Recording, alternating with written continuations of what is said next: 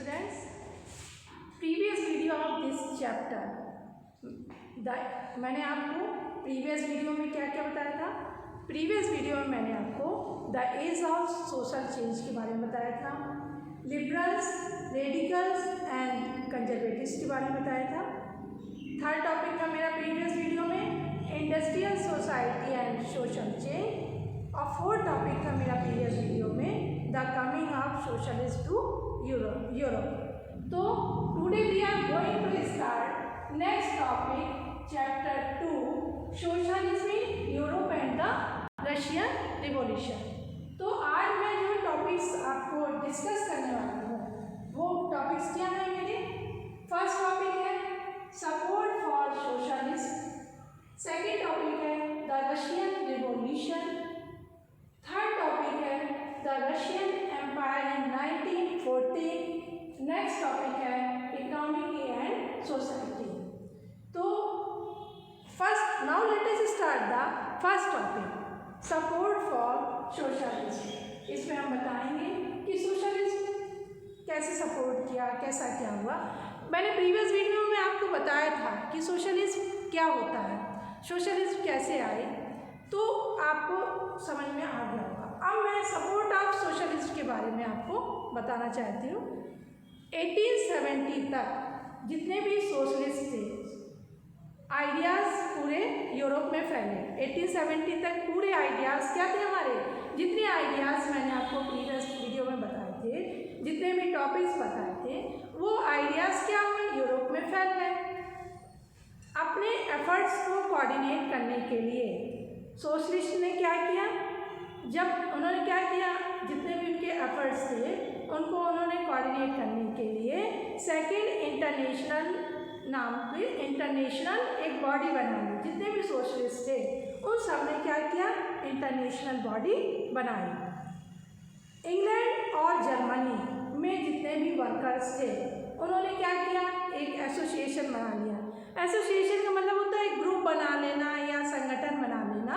उन्होंने क्या किया, जितने इंग्लैंड और जर्मनी में जितने भी काम करने वाले वर्कर्स थे सब ने एक एसोसिएशन बनाई, और जिसमें उस एसोसिएशन में उन्होंने क्या किया, जितने भी लिविंग और वर्किंग कंडीशन थी वो उनकी एसोसिएशन बनाने से क्या हो गई, बेटर हो गई। और वे वर्किंग कंडीशंस, जितने भी वो वर्किंग आवर्स थे उनके धीरे धीरे क्या हुए, कम होने लगे। और राइट टू वोट, और ये लोग क्या चाहते थे, ये राइट टू वोट चाहते थे। 1905 में तक सोशलिस्ट और ट्रेड यूनियंस ने ब्रिटेन में लेबर पार्टी और फ्रांस में सोशलिस्ट पार्टी बनाई। 1914 तक सोशलिस्ट पार्टी अपनी गवर्नमेंट नहीं बना सकी। Representative bye strong figure in parliamentary politics, their ideas did show legislation, but governments continue to be run by conservatives, liberals and radicals. मैंने आपको कंजर्वेटिव, लिबरल्स और रेडिकल्स के बारे में प्रीवियस वीडियो में पूरा डिस्कस किया था। Now let us start the second topic the Russian revolution. तो रशियन रिवॉल्यूशन कैसे आया, रिवॉल्यूशन के जो आई 1917 के अक्टूबर के रिवॉल्यूशन से सोशलिस्ट ने रशियन में अपनी क्या की, पावर को संभाल ली। फरवरी 1917 में वहाँ मोनार्की फेल हो गई। 1970 के पहले वहाँ पर क्या थी, मोनार्की थी। मोनार्की का मीन्स होता है कि किसी भी राजा का, वहाँ पर कोई भी राजा होता है उसका ही पूरा शासन होता है और राजा ही पूरे उसको संभालता है।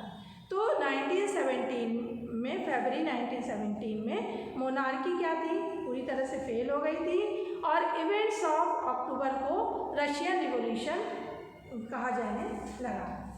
नेक्स्ट टॉपिक है द रशियन एम्पायर इन 1914।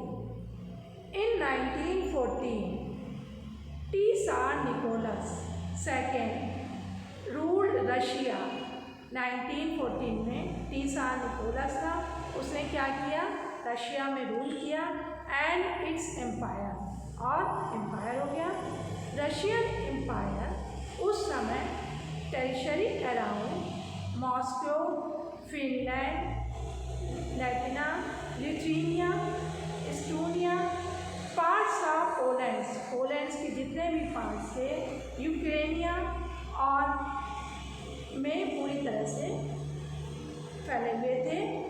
यह एम्पायर उस समय पैसिफिक थी, जिसमें सेंट्रल एशियन स्टेट, अमेरिकन और अज़रबैजानिया भी इंक्लूड थे।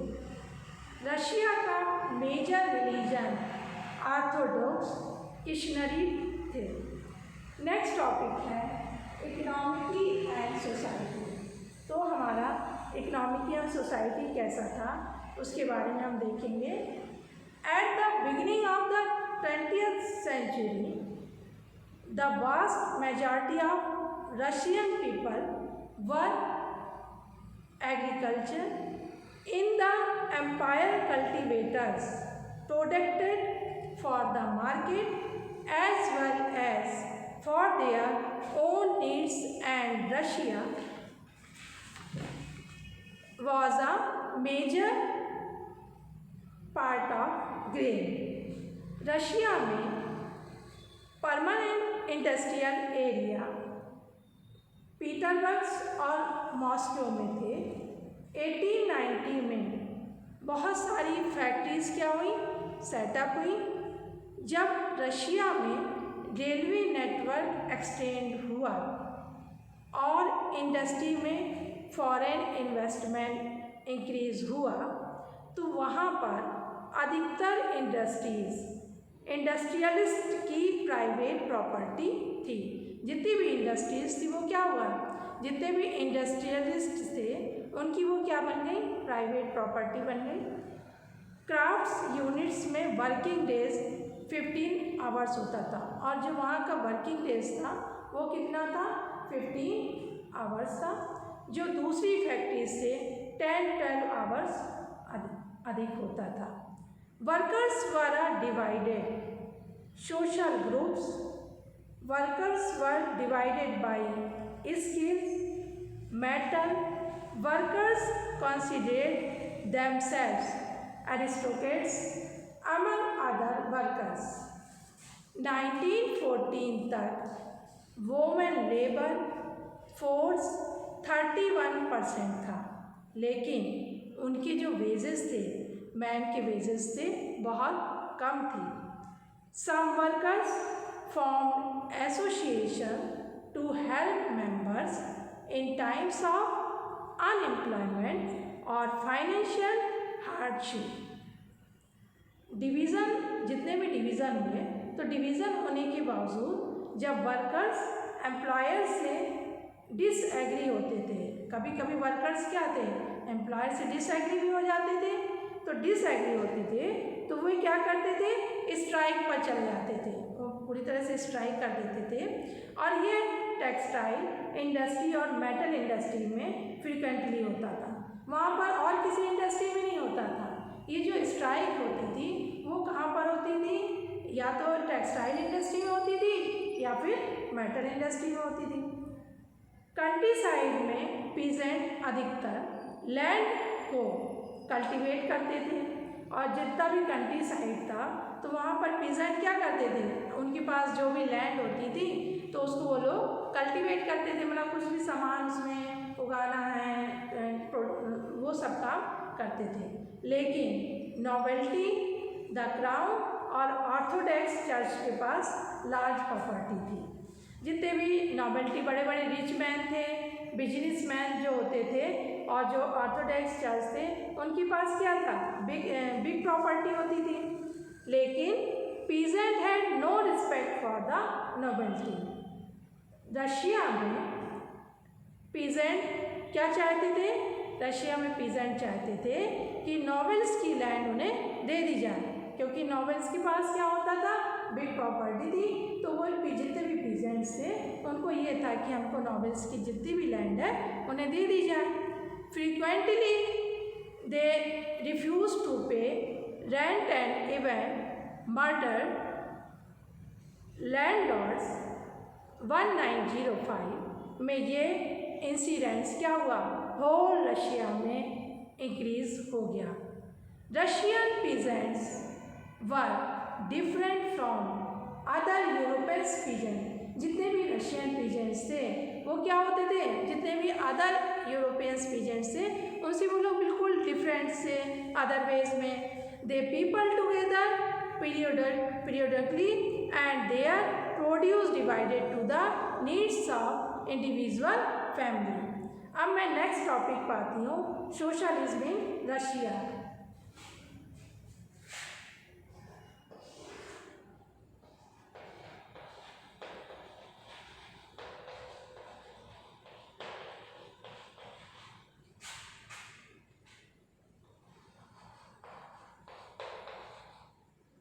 नेक्स्ट टॉपिक है सोशलिज्म इन रशिया। रशिया में सोशलिज्म क्या था उसके बारे में मैं डिस्कस करूंगी आप लोगों से।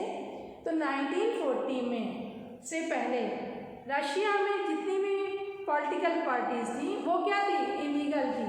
1914 के पहले जितनी भी पॉलिटिकल पार्टीज थी वो सब क्या थी, इलीगल थी। Russian social democratic workers party 1898 में एस्टेब्लिश हुई। तो यह क्वेश्चन बन सकता है हमारा कि Russian social democratic workers party कब एस्टेब्लिश हुई, तो हम इसका आंसर दे सकते हैं कि रशियन सोशल डेमोक्रेटिक वर्कर्स जो पार्टी थी वो 1898 में एस्टेब्लिश हुई। इसे सोशलिस्ट ने बनाया और जितने भी समाजवादी थे, सोशलिस्ट थे, उन्होंने के द्वारा इसको बनाया गया था, जो कार्ल मार्क्स के आइडियाज़ को रिस्पेक्ट के कारण, यह कार्ल मार्क्स के आइडियाज़ के रिस्पेक्ट से बना था। कार्ल मार्क्स बहुत बड़ा अर्थशास्त्री था और इसके आइडियाज़ से बना था, लेकिन गवर्नमेंट की पॉलिसी के कारण यह एक इलीगल ऑर्गेनाइजेशन थी। Peasant some Russian socialists felt that the Russian peasant custom of dividing land more than natural socialists, so peasants, not workers, would be the main force of revolution and Russia could become socialist more quickly than other countries. Socialists were active in countryside through the late 19th century. They formed Socialist Revolution Party in 1900. This party struggled for peasants' rights and demanded that land belonging to nobles be transferred to peasants. Social Democrats disagreed with socialist revolution about peasants. Lenin felt that peasants were not united group. जितने भी peasants थे वो were not the united group. Vladimir Lenin, who had the Bolshevik group, thought that in a repressive society like Tsar Russia, the party should be disciplined and should control the number of and the quality of its members. Next topic है the 1905 revolution.